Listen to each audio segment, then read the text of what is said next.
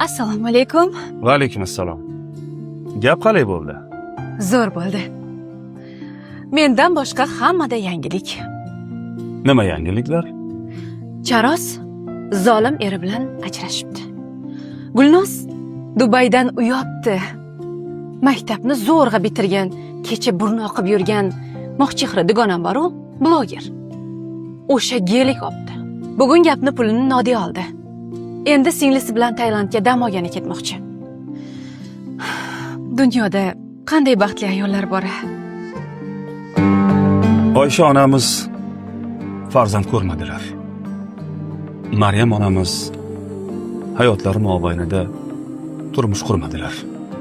Osiyo onamiz Firavndek zolim va qattol er bilan sinaldilar.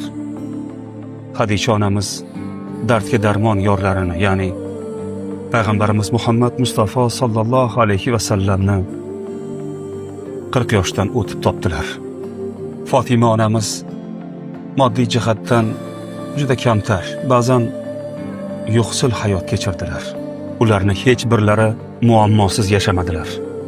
Hech birlarini tanlagan yo'llari oson bo'lmagan. Na ular o'zlarini kamsitilgan deb bildilar, na boshqalar ularni bechora hol deb achindi. Aksincha ular to qiyomatga qadar butun mu'minlar havas qiladigan ayollar ro'yxatining boshidadirlar. Xo'sh, endi aytingchi, siz aytganlar baxtlimi yoki men aytganlar baxtlimi? Siz aytganlar.